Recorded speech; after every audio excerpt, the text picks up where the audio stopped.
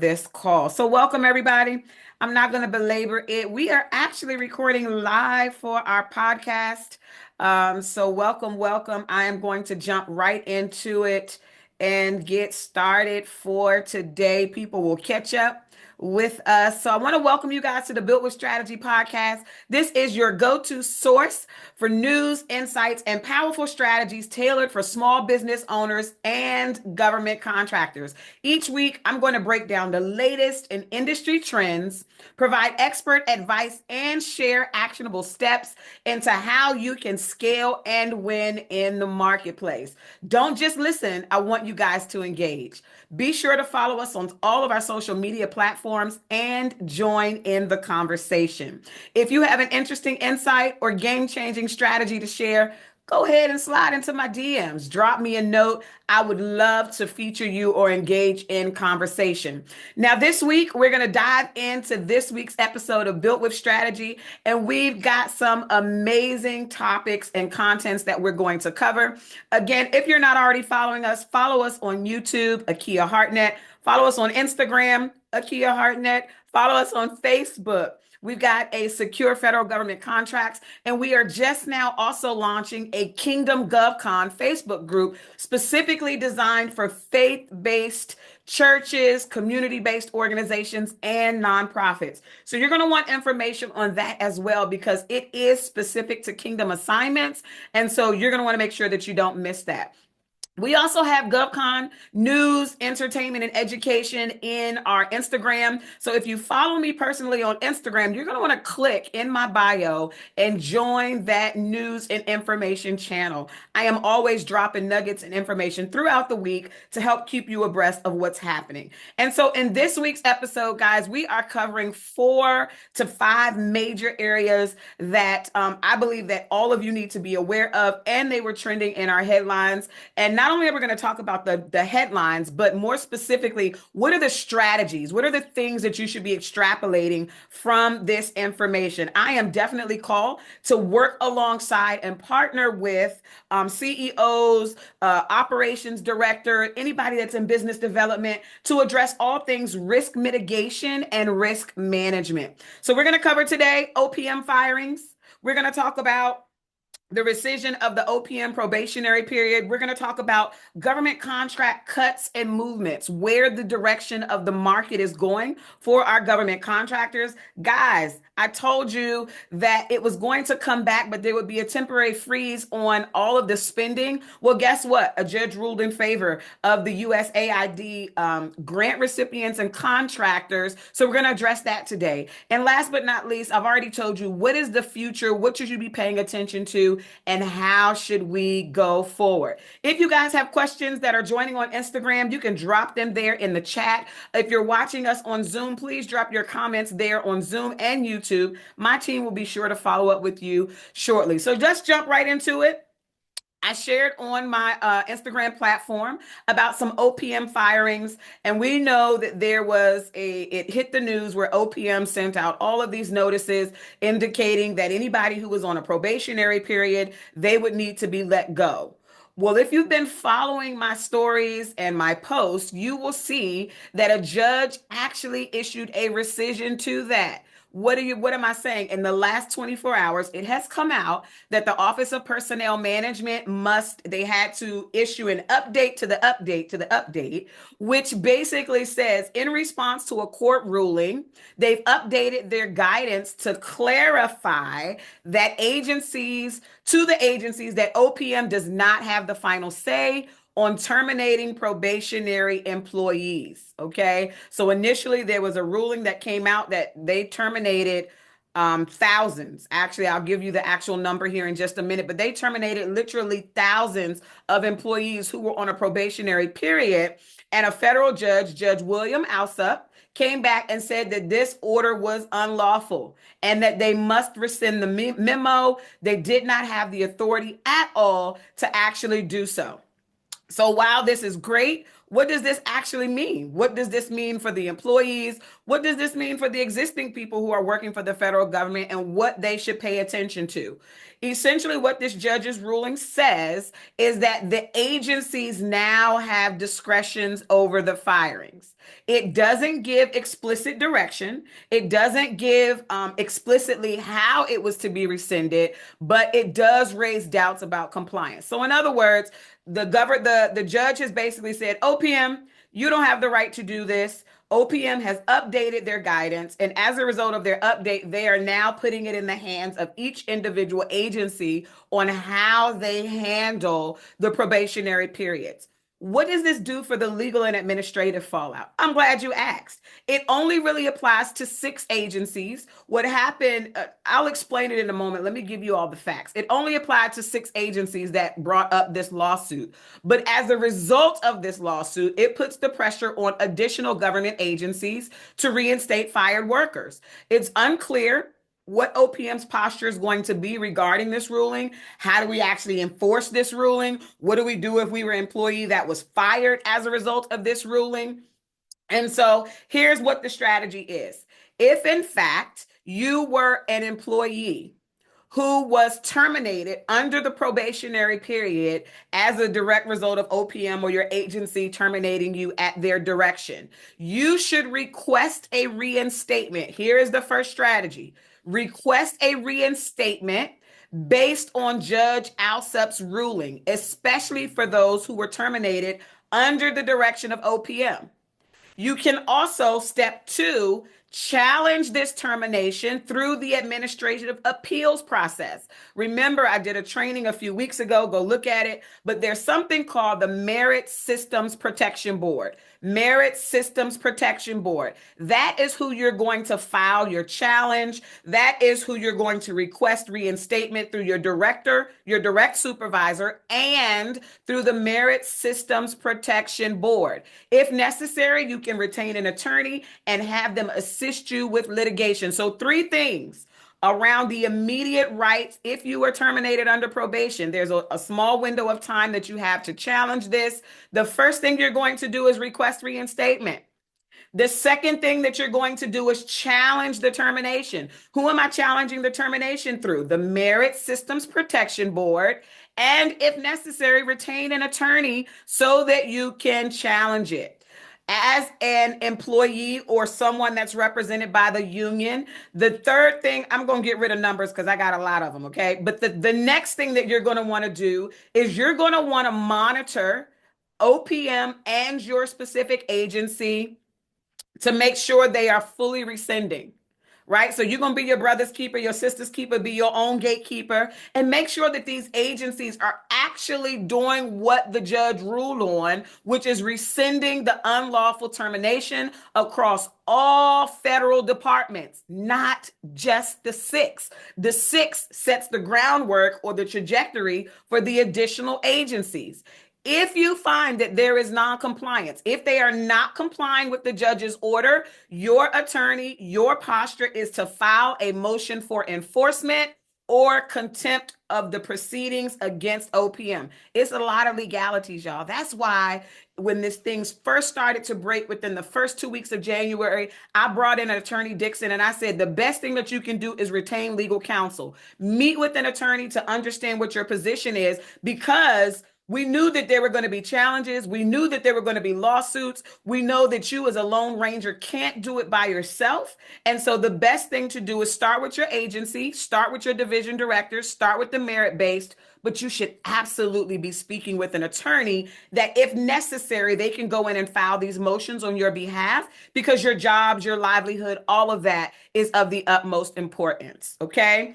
The next thing that you want to do is you want to make sure that if there were any evaluations or conversations that were had as a result of this, you have a documented process that you can use to demand a formalized reinstatement policy. You can go to your agency and say, the judge ruled this. Where is the formalized reinstatement policy for the employees that were wrongfully terminated? Now, I'm giving you the facts, but the practical thing about this is we know they're going to run you, they're going to give you the runaround. They're going to put you on the rumor mill. They're going to put you on the hamster wheel and kind of drag you through the process, which is why you really need an attorney to speak legalese. Because when it comes time for legalese, not only is it attorney's fees and things that can be repaid, but there are also damages and liabilities that you are entitled to. And you really want to fight law with law. You want to make sure there's nothing retaliatory coming against you once you're reinstated into your position. So the best thing that you can do as a government employee is who I'm speaking to right now. You want to have somebody to argue on your behalf to protect your rights and ensure that you, again, don't have any type of retaliatory action because your attorney was speaking on your behalf. Okay. Continue to monitor and document all of the termination notice, all of your performance reviews that you may have been due or had. I saw many people asking for the SF-50, I believe. And so you want to make sure that you have all of your administrative paperwork in order because you don't want any issues when you are reinstated back to your appropriate place. Okay. Next is you're going to want to make sure that there's going to be, pay attention, follow the news. Now, when I say follow the news, I'm not talking about ABC. I'm not talking about NBC. Follow whitehouse.gov. Follow attorneys who are familiar with government contracting policy and things of that nature, where they are following this information and they are actually producing commentary and narrative that is not skewed, but it really is in alignment with what the judges are saying, what protocol is requiring, what government is, because everything else is just a personality, it's just their own interpretation, and you want to be very close to the facts. So make sure that you are anticipating additional legal challenges. This is not over. I'm sure there will be many agencies who continue to challenge this, but you want to get ahead of new regulatory changes, new policies that are going to happen. Make sure that you're following to ensure that the reduction in force procedures are being carried out legally. Again, that's what you want an attorney for. Your attorney should be monitoring these things for you. Your attorney should be paying attention to see if they're enforcing, if they're complying with the rulings that are coming out from the Supreme Court and things of that nature. And so your bottom line, as it relates to the OPM rescission, is to ensure that you are proactively being safeguarded around your employment rights. Pay attention to the Department of Labor. Pay attention to updates and additional information that's being pushed out by the Office of Personnel Management and your specific agency. All right. Be proactive.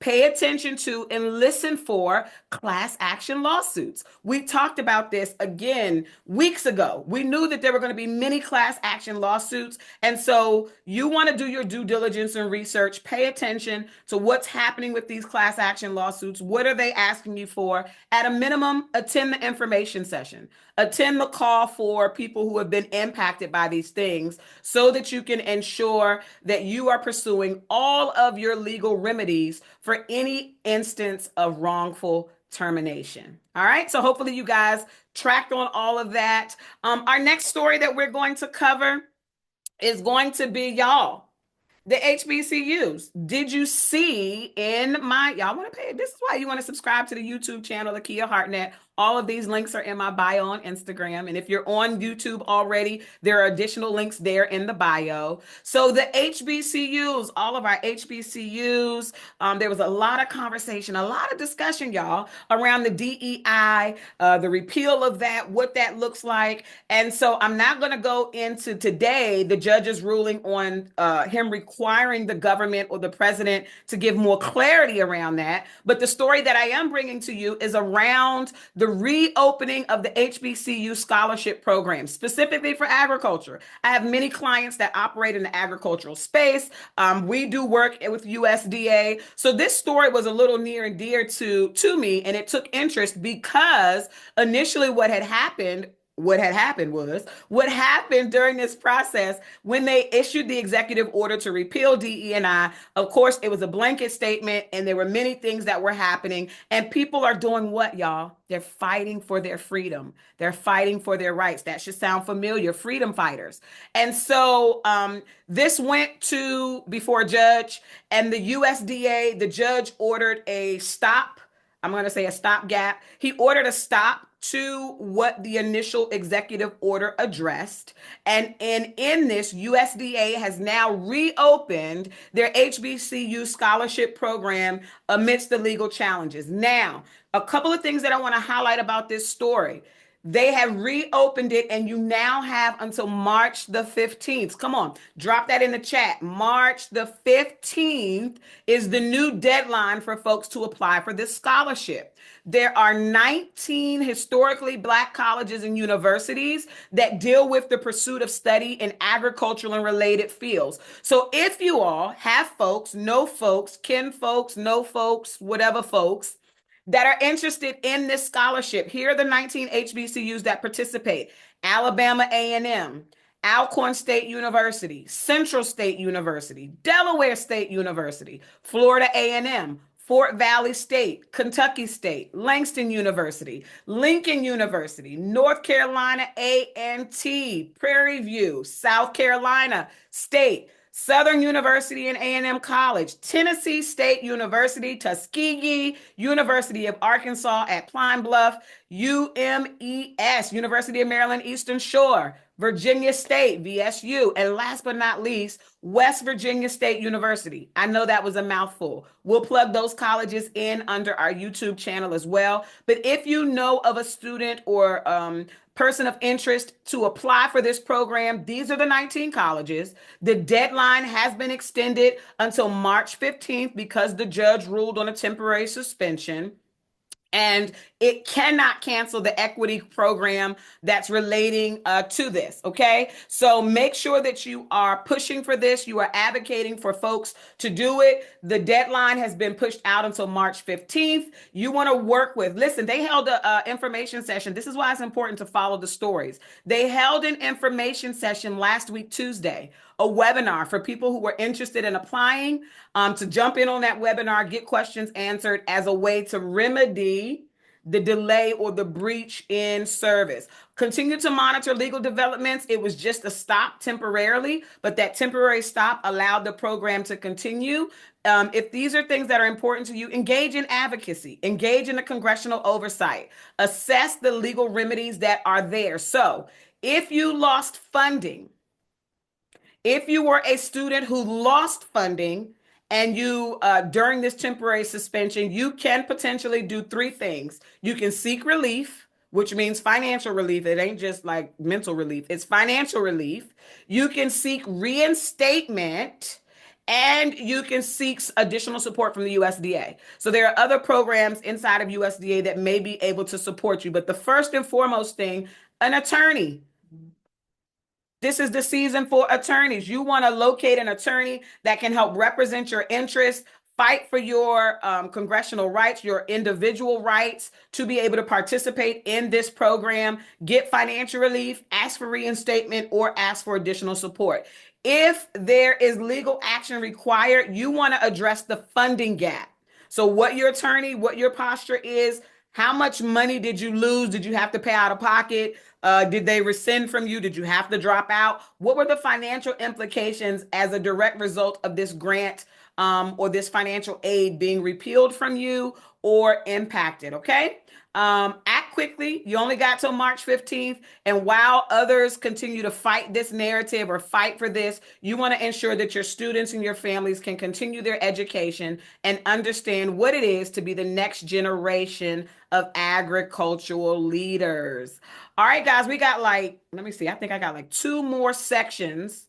And then I am going to slow down a little bit and talk to you, but I wanted to give you this news.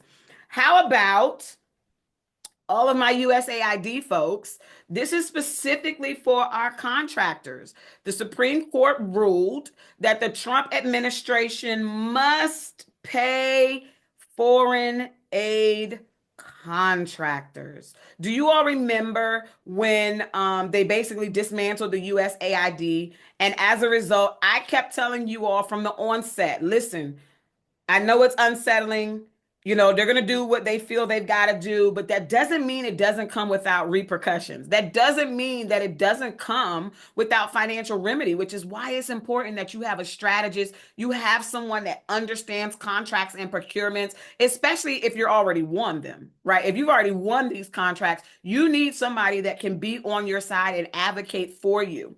And what I've always told you all in training and education is the government does not typically pay for services and products in advance, right? They don't pay for services until they've been rendered. And so the argument that was happening here, sure, you can go ahead and shut down USAID if you want, but remember we talked about there were people that were stranded. There were contractors and nonprofits who had conducted work already. They had actually completed the work, but here the funding had been cut off. And I said they can't do that. Right. And I told you to go read the clauses that dealt with financial remedy and termination for cause versus termination for convenience. And here it is. This one does not address termination for cause or convenience. This actually addresses the work that was already done. So remember, I told you, make sure you document your processes. Make sure you've got your receipts to show what you've spent up through this point in time. Make sure you've got a solid, top-notch accounting system so that if you need to draw down on a report, if you need to run something pretty quickly, you can do that and produce the documents to fight for your legal rights. All right. So in this, that's essentially what happened. These people who were working on the USAID projects, whether they were through a grant or through a contract, they have actually completed work for the government that the government had not yet paid out on. Y'all know the government is a little slow, especially when we're talking about multiple millions of dollars. And so in this instance, there was a backlog of invoices that had not been paid, but the work had been completed to the tune of, come on, 2 B with a B billions, BABBILL, $2 billion in obligations. Did the Trump administration think that they were going to get out of having to pay their bills? Absolutely not. So the U.S. Supreme Court upheld the ruling. They must pay $2 billion in foreign aid obligation. Listen to me, for work already completed. That is the key. Now, what does this mean for future work? Nothing. You can't collect on future work. You can't collect on a promise of a grant or a contract that you were awarded, and now they've come back to cut services. That's where the termination for convenience or termination for cause comes into play. All right. So for work that you've already done, you are due your payment. So if you have invoices that are outstanding, if you are squabbling and arguing over getting your funds, call me, schedule a power hour. Let's have a conversation about what your approach should be, and whether you need to entertain legal representation to fight on your behalf for those funds. But at a minimum, any work that you've already completed, already been done, you've submitted invoices prior to this stop work order, they are required to pay you, and you should get that money. But any work that would be potentially scheduled out from there, the judges are not even in agreement that they should be paid, right? So we're only dealing with work that was completed. Of course, the administration contested it, but they got to pay for the work. They actually did it, okay? And so here are the things that you need to pay attention to. I want to highlight like some strategies, future thinking for our contractors who are in this space. How do you mitigate this? How do you prepare yourself so that you don't fall into this rut? One, make sure your systems are in place. 5 BAIL. I took this acronym from an attorney friend, and I thought it was great because it's BAIL, right? Business development is your B. A is your accounting, I is your insurance, L is your legal infrastructure or your attorneys. So who do you have on your bail team to get you out of things? Your business development person, they should be grossly familiar. Now, I'm a unique unicorn because I've got the experience of business development and contracts. and procurement litigation, okay? Or how to present for cases in litigation and contesting and protesting of things. So I'm a unique individual, but really look for somebody that can break down those contracts and identify the issues in your business development process as you're procuring the work and after you've already received the work. You need to have those four systems in place, your bail team in place, so that your accountant can pull your reports. Insurance, if there's a loss of income or revenue, you have to draw down on your insurance policies. Those are all financial expenses that you should be able to be remedied on. And then your lawyer or your attorney is absolutely going to fight for you when it's time to go before the government, GAO, Government Acquisitions Office, if you have to talk to the Inspector General, if you have to speak to an attorney that represents the government, you're going to want to make sure that you are being represented well. And why is this important? Because these are literally millions of dollars at stake. Okay, it is literally millions of dollars. So you're going to want to make sure you got a bail team. You're going to want to make sure you get some more negotiation strategies around funding security and clauses, understanding those positions. You're going to want to make sure that your bail team can monitor for similar cases, right? Your bail team, just like your money team, everybody got a team. Your bail team can monitor for similar cases to use that as grounds. Soon as one ruling is made and your case is identical, if not similar, your attorney is going to pull out the things that resemble with the goal of getting you a win in your favor. All right. Diversify your funding. Y'all know, if you ain't heard me say nothing, I've always talked about diversifying your revenue stream. And before Trump took office in October, I began to talk about how you need to diversify because we could see the writing on the wall that it was going to shift from a federal to a state, local, and city level for government. So when we talk about diversifying, don't get out of government contracting. It is still very lucrative and worthwhile to be in. You've just got to do risk mitigation and risk management. You've got to know how to navigate these spaces right now, today. So diversify your government contracting sources. Get into some corporate contracts as well. All right. Make sure that you pay attention to all of the aid, the organizations, and the laws that are being rendered in favor of these cases. So congratulations to all of those people who are y'all should have got paid. Like, that should have been without question. That $2 billion that's being paid out. Congratulations. All right, guys. So the last one that we're going to cover is a good one. It's a really, really, really good one. And I want to make sure that I take my time on this. I don't want to rush it, but I did want to stick to our lunch hour for news, education, and information. But this next one, y'all, I sat on it for a moment because I was waiting for it to come out in black and white.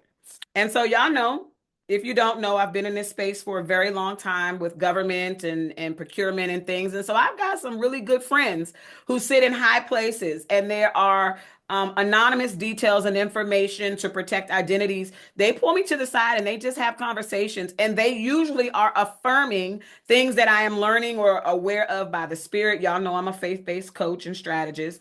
And so I heavily rely on the Holy Spirit, and I confer with spiritual intellect and guidance on how we should be positioning, where the market is moving, how should clients be going, always seeking wisdom. And so in the midst of all of this, nothing has changed as far as that, but I began to ask God for precise confirmations. Give me precise confirmations so that without fail, the people know that this is a safe space to receive guidance. And one of the things that I started to notice was, because I do business development work for different firms and agencies and things like that.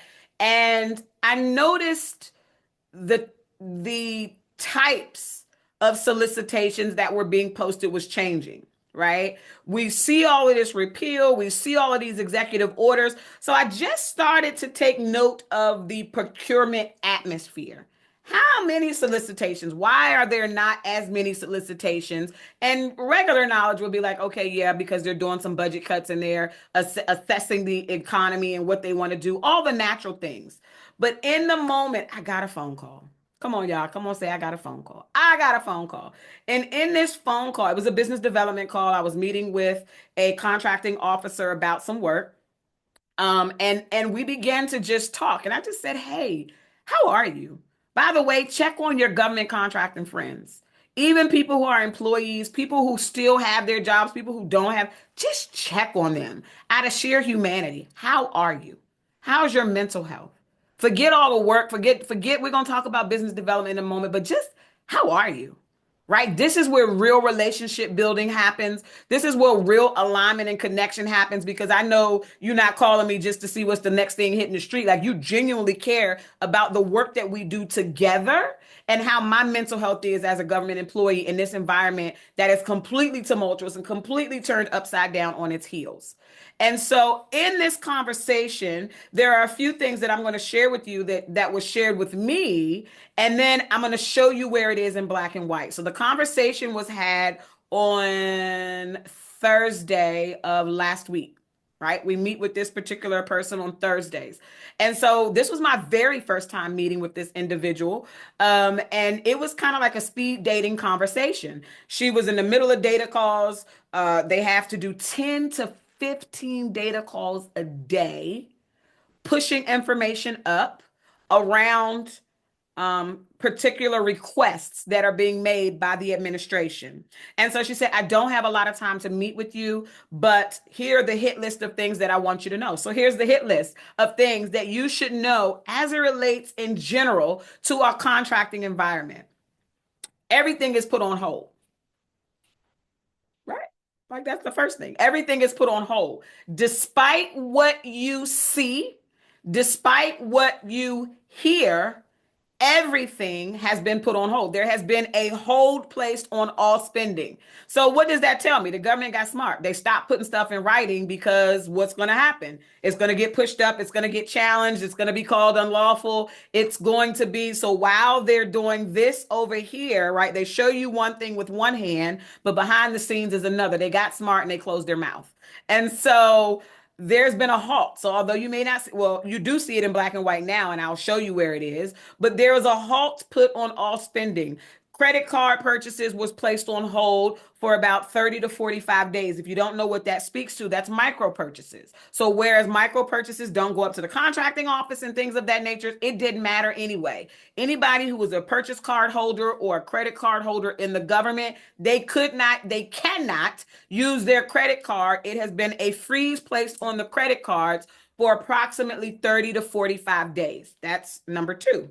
Number three, all solicitation or procurement activities, although you may see things on the surface, the actual awarding of these opportunities have been placed on hold.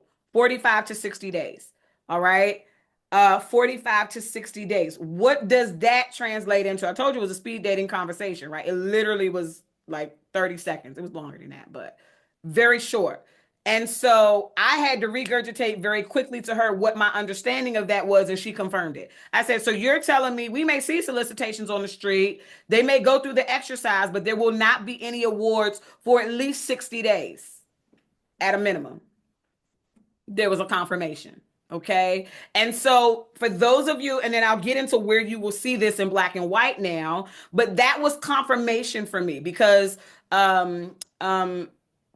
it was just confirmation for me. And so in that moment, I said, okay, well, that will explain the types of solicitations or the types of procurement activities that are happening. Then went on further to say, we can't even make sole source awards right now. If you don't know what a sole source award is, that is where the government puts out an opportunity. You may have a certification, you may have a specific designation affiliated to your company, or the government may get two bids. And this is where the government, as long as they get two bids on a small business opportunity, and then on anything that may be big business, if there's a designation or a set aside, it can be sole sourced, and so forth. So that means they don't really have to compete it; they can just make an award. She said, oh no, sweetheart, we can't even sole source anything right now. They're coming for the sole source, right? And so I was like, dang, man, they are really making these changes internally to the government. Here's the next thing that she said. Truth be told, we are being cut back to the bare bones.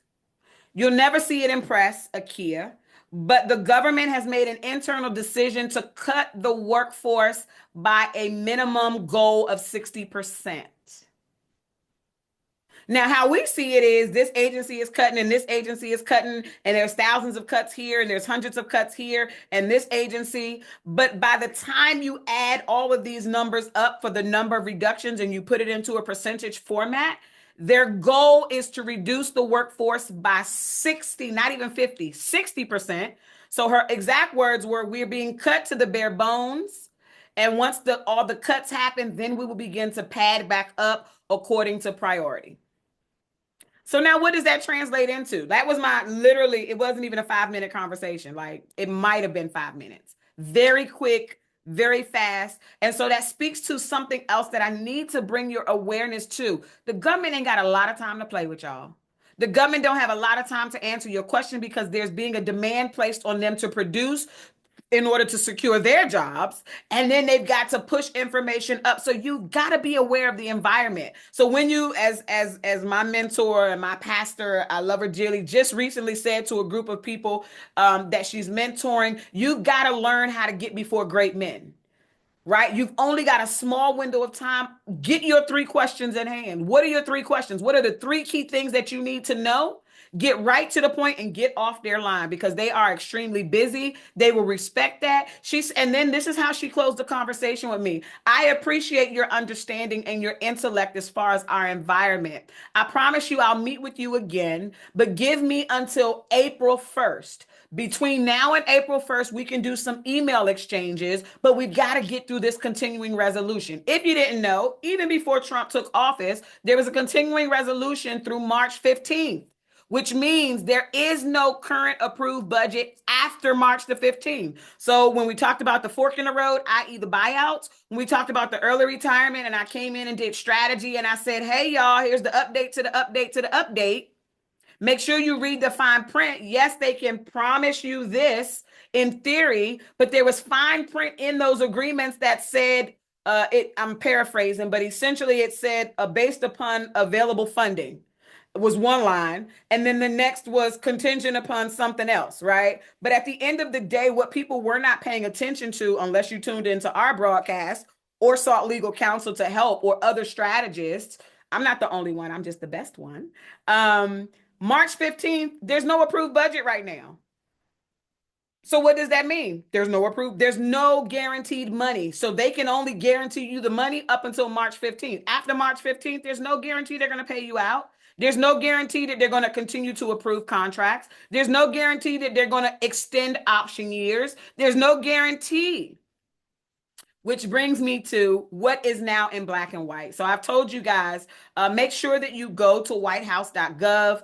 That is, if you are anything in government contracting, now you might not understand it. It might be a foreign language to you. And when that happens, people in our community, they'll send it to me. Coach, can you break this down on your thing? I welcome it. Give me all the articles that y'all need to break down on. I have a gift to translate. I am a translator. All right. And so if you come across articles, if you come across conversations that you would like a breakdown on a strategy around, feel free to shoot it to me in a DM, send it to me in an email. Just get it to me. I don't care if you send it to me by a bird, a plane, automobile. Just get it to me. We'll bring it in if it makes sense. So on whitehouse.gov, there was an executive order that was pushed out on February 26th, implementing the president's DOGE cost efficiency initiative. DOGE was spelled out. And so what I am going to do now is give you a breakdown. So what this speed dating conversation gave me in 5 minutes, it showed up in black and white. Date check me. What was last Thursday's date? I told you I met with her on last Thursday. Somebody give me what last Thursday's date was. Please. So I had not seen this. So for me, it wasn't until after I had that conversation with her that I wound up actually seeing this executive order come out in print. But here's essentially what this executive order addresses. Pretty much payments, right? It addresses payments. It addresses all of the things that I wanted to highlight it. So give me a second. Okay, here's my notes. This is what it's a timeline. So there are timetables to this, but basically what they came in the 27th. Okay, thank you. So Thursday was the 27th. This executive order was released on the 26th. And they had meetings prior to, because she's in the contracting office. All right. So here's key ideals around this executive order. They are essentially, let me go to the order because there's some key things that I want to read out of it specifically. Um, Contracts and grants justification. I'm going to hit the bullets and then I'll explain it. Review of covered contracts and grants. Contract and grant process review, contract and grant approval process, non-essential travel justification, credit card freeze, real property disposition. If you saw my stories or my post, I just talked about how GSA is releasing so many millions of dollars in real estate. Hello, somebody. All right. So there's a piece that they've got to do around the disposition of the real estate piece. Centralized payment tracking. Every single agency has to now establish a centralized technology. Do you remember, again, about a month ago now, when I talked about how even some of the government agencies had failed their own financial audits? And so, from a business perspective, from a responsibility perspective, I understood why they were freezing money, why they were pausing programs. I didn't agree with how they did it, but from a business perspective, in order to get a hold of the overruns, in order to get a hold of the budget, you got to stop spending in order to see where you are. So I understand, and you as a business owner should understand, we can go split hairs on how the process is to be rolled out, but that's not today's conversation. So as a result of what they're seeing, they are creating a centralized payment tracking system. So every single agency has to record every payment that has been made. And these are the data calls that have to be submitted. And they have to include a justification on why they spent this money. So if you approve money, so remember when I told y'all, if they ask for a change, y'all, God is so good. God be knowing what to do with y'all. Remember when I told you, when you're preparing your documentation, as a rule of thumb, if there's a change order requested, if your department heads are asking you to do things that are not necessarily in your scope of work, don't just agree to do them just to get the money. But remember, I told you, get a memo stating that they authorize you to do this for this, and this reason, and that it's going to cost this, and this, and they are approving these costs. That memo was a CYA for things like this. Because now the government is saying, okay, all of these costs that y'all have spent, who approved it and why? Because what are they ultimately looking to do? I believe they are ultimately looking for clawback. You didn't know the government can claw back. This is where things get dicey in government contracting, where the gurus who teach on surface can't explain these things to you.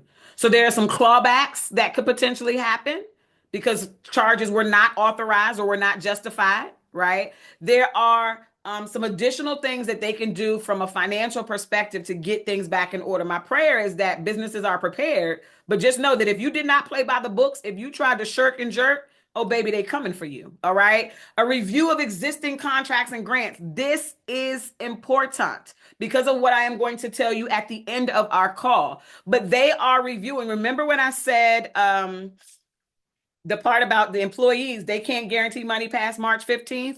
Well, you also know that you should also know, if you don't know, that this will also apply to existing contracts that have option years. The reason why the government does a base year plus option years are for reasons like this. In addition to if the contractor isn't performing well or things, if for any reason we need to cut off this contract and we're not going to continue, we have the option to do so without penalty. So let me highlight something. There's a difference in cutting a contract off in the middle of an execution year. So the base year, if you cut it in the first 365 days and they've already executed, you're due costs and you're due some things. But if they just choose not to extend an option year, there's nothing for you to gain financially because it was their option to exercise, right? So if you went out here and got a 5-year lease, that could be argued that they are responsible for those additional years because it was an option year. It wasn't guaranteed. So that's a lesson learned. You should only do, and I know this is where you're like, well, Akia, how do I go into a lease and how do I do this? That's why you need to have a strategist on your team up front to help navigate these conversations, to prepare you for things that you don't think about or see. So a review of existing contracts. This must be done within 30 days from February the 26th. So be paying attention to your existing contracts as to if they're going to exercise the option years. They have to review the existing contract policies and personnel. Do you need as many people on this contract that you bid in? Are they all these extras? So the most lucrative contracts that are cost reimbursable? Do we really need all of this? Do we really need 4 social media campaigns? Do we really need 4 people to manage these social media campaigns? Do we need 3 videographers as they bid into these projects on these vehicles? Lord knows, let's not even talk about vehicles. Everything, all right? Approval of new contracts. There are certain agencies that are exempt from executive orders. These are agencies that are deemed critical to the infrastructure. And so you should know which agencies those are. Go Google it, go do your own research. But they have to have approval on any new contract that they are wishing to execute. I'm gonna try to clean that up because I was tracking on something the Holy Spirit was saying to me. If they want to approve this contract, if they want to go with this contract, they're going to have to explain why. And it has to be a very strong justification, and the explanation must promote efficiency. So if I give you 1 or 2 things in any new opportunities that you are writing to, you better be able to speak to your efficiency. Why? Because that's the number one objective of this new administration. Is it efficient? Is it streamlined? Is it cost reducing? Right? And so all new contracts will be approved on a case by case basis, but no awards will be made prior to 60 days. So if you got contracts that are out there in limbo, just better sit tight and sit back and be patient. Okay. Non-essential travel. If you've got contracts that have travel, site visits just for the sake of site visits. I'm a former meeting planner, so I'll speak to that. Ain't happening. Conferences, workshops, events for all my planners who have conferences booked out months in advance that are government. You better hope that you got some clauses in there, right? The government is not going to pay for services it did not receive. So any future contracts, I hope y'all had some clauses written in there. Because if it's not essential, they are cutting the travel. All right. They are going to cut it. I already talked about the 30-day freeze on government credit cards, except in the instance of disaster relief or critical services. Who can determine that? The agency heads. And it was signed on February 26th, and it lasts for 30 days. What are they trying to do? Get through March 15th for budget. And please expect budgets to be cut by at least 50%. Within 7 days, GSA has to give an update on how much property they own.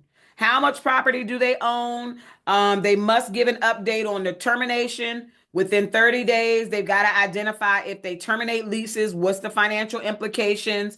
And then within 60 days, they've got to submit a plan to dispose of real property. Look at the story on my Instagram.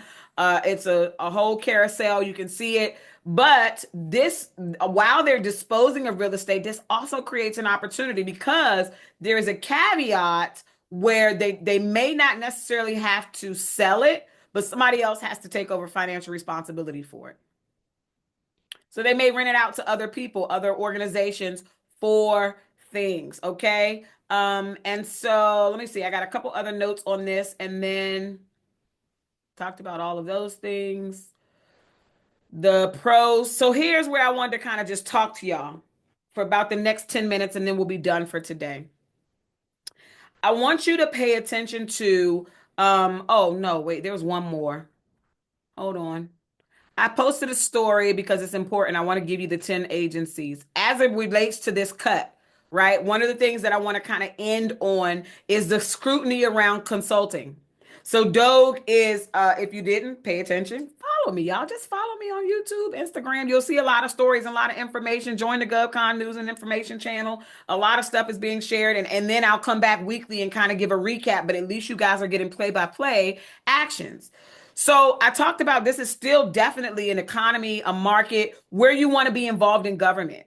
However, the narrative, the execution, the strategy on where to be involved in government is what is different. This is where you got to figure out the 5 levers of play to engage with so that you can continue to remain compliant, lucrative, profitable, and in purpose, right? Like, how do I maintain doing all of that? Because of the DOGE office, the Government Efficiency Office, they are going to be looking at big firms. Did you see the article where I said they're coming for? I didn't say it. The article talked about the top 10 firms that DOGE is coming for.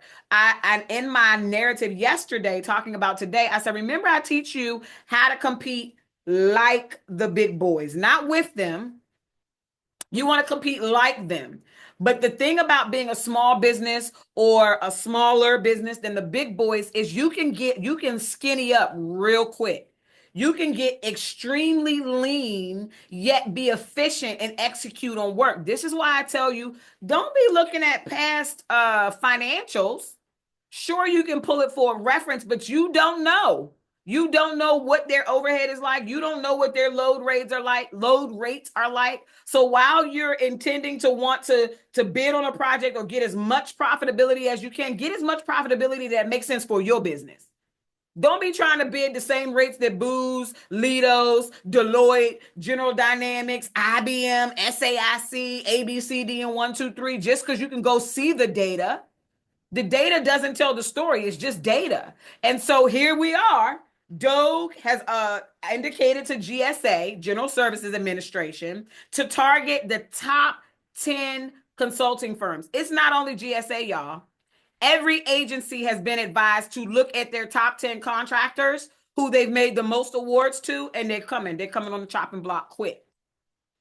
All right? They're coming quick. They've got to justify any contracts that they decide to retain. They must be mission critical, and they got 2 more days left. 2. So all these data calls that I'm saying they're doing, these are the types of data calls. Why do we need this company? Why do we need this schedule? Why do we need this IDIQ? Is it mission critical? Not only that, but what will happen if we cut it? You need to cut it, right?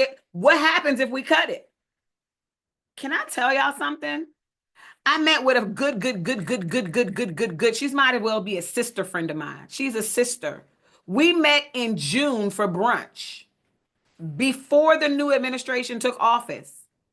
She received directives from her new director that walked them through this same exercise. I just want you to sit with that for a second. Because while we, would like to point the finger about certain things to certain people in certain administrations, I have always stood by, and I still stand by, the government controls the narrative.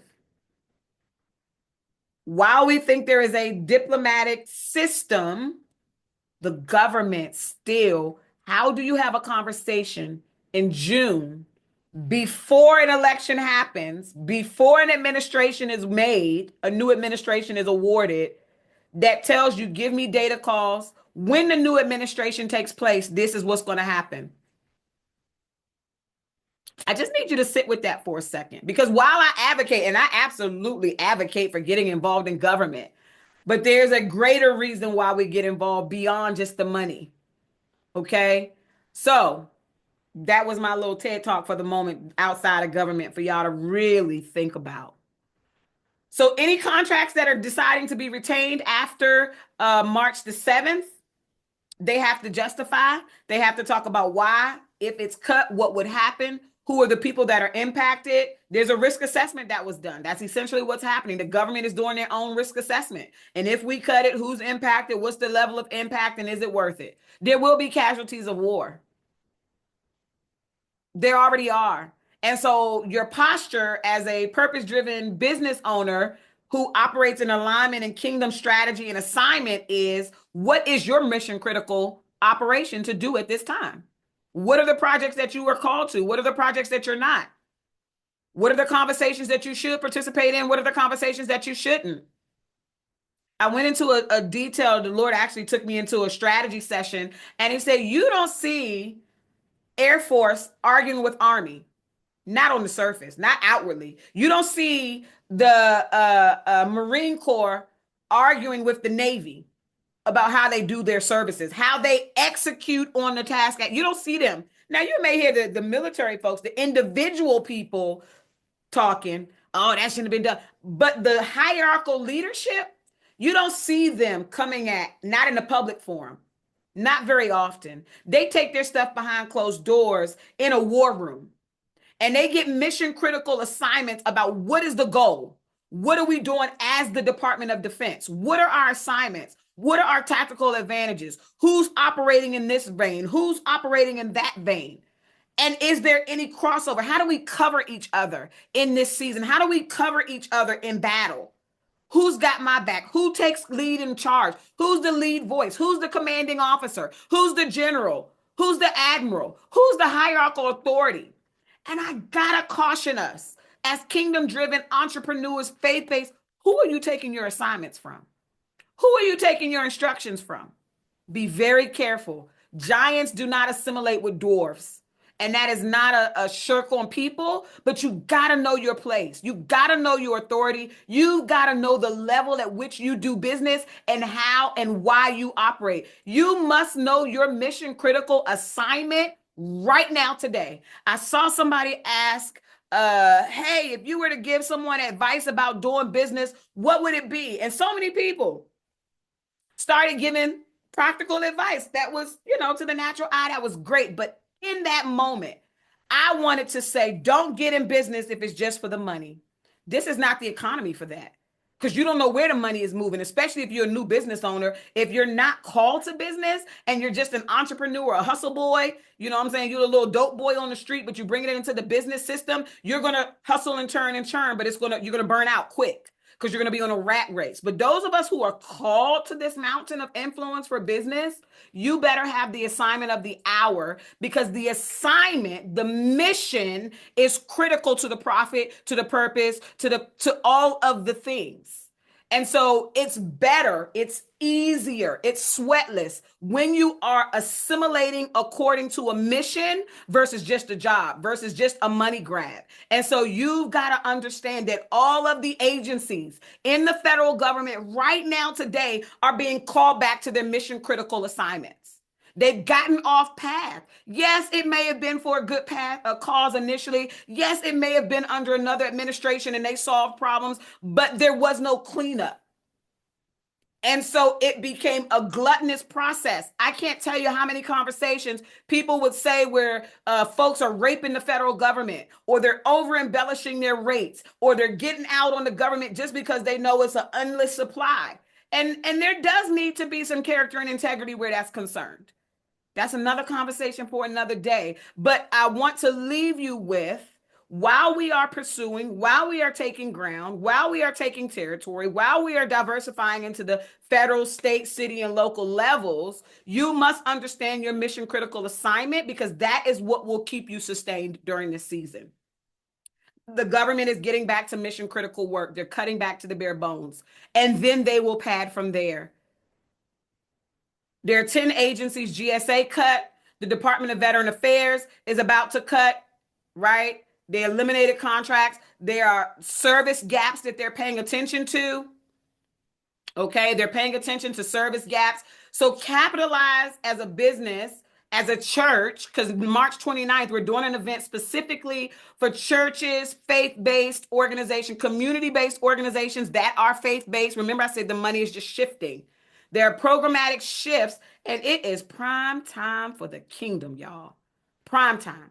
So pay attention to the shift away from big firms and big business. The government is looking for more lean. I need to skinny up, but still perform well. The contracts will be awarded to those who demonstrate technical capabilities at a reasonable cost. They will not sacrifice technical capabilities for price, but they will go with companies who are more competitive. And what did they just do from a business perspective? Nothing. What did they just do? Again, I don't agree with how, but let's look at what just happened to our employee environment. They just released some of the best into the marketplace and may the best candidate win. May the best company win, right? May the best tribute win. What am I saying by that? I just released a million strategies into the marketplace. This is an exaggeration, but go with me. I just released the top of the top into the marketplace because I need to create a more competitive environment. And yet I need to make sure that I got subject mastery. So although it doesn't feel good, although it doesn't look good, how do I make the most out of this? Because it all works for my good when I'm in purpose and when I'm called according to his purpose. So if I'm called according, how do I make this work? How do I turn this around? I begin to recruit some of the same talent that was just released. No, yes, you had job security. I can guarantee you job security as much as the contract goes, but more than security, I can give you alignment, what feels good, what ministers to your spirit, soul, and body as a company. You can do work that now feels good, that is impactful. I know. Shift away from big firms. Emphasize mission critical services. They can only contract things that are mission critical. Remember, I kept talking about alignment, alignment, alignment, probably about 6 months, real hard before this happened. God knows all. Yeah, I thought it was smart and it was great, and it is. But now we understand even more why. Because if you are aligned with the mission work, with the task that each agency has to do, they will find favor. They will see themselves in you. It will be easy to do business with you because you speak the same language. So, mission critical work. Highlight how your services are essential, not just supplemental. Not just supplemental. Engage in direct contract and subcontracting. Remember, I told you option years are now optional. Option years are optional. Pay attention for protests. Understand that that is a fallout of this. When these contracts are cut off, the big boys got enough money to hang it up in litigation. So just be prepared, but don't be discouraged. Don't be discouraged. If you win the contracts, because you will go win the contracts, churches will get contracts, churches will get grants, community-based organizations, you will get the work because you're aligning it according to the kingdom concepts that God has called you to already. So it's mission, aligning with mission, aligning with mission. Everything is divinely aligned. So you're going to win the work, and the enemy going to be big, big mad.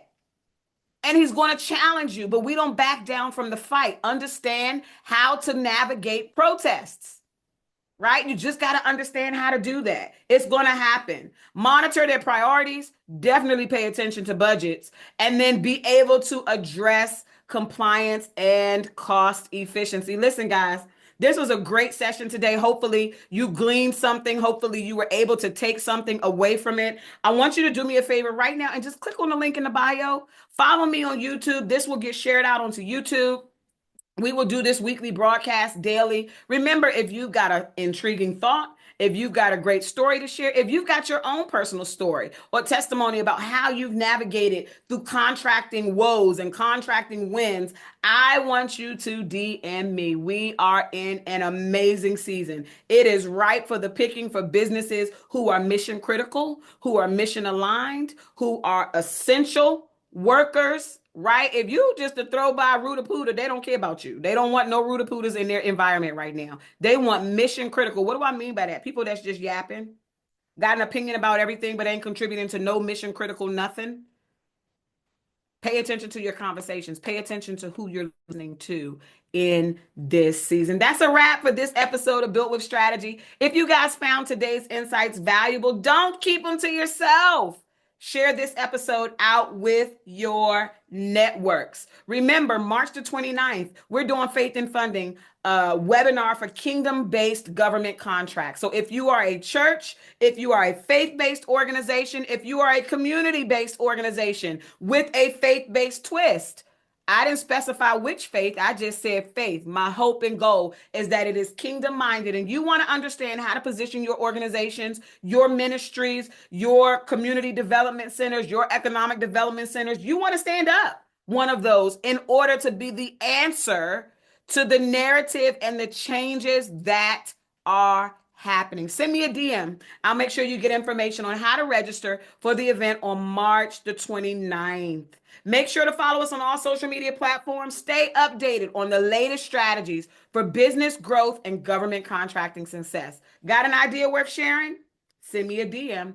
I'd love to talk for you. We're always looking for powerful voices and fresh insights. Until next time, keep building with strategy and positioning yourself for success according to kingdom standards. See you later, guys. Bye-bye.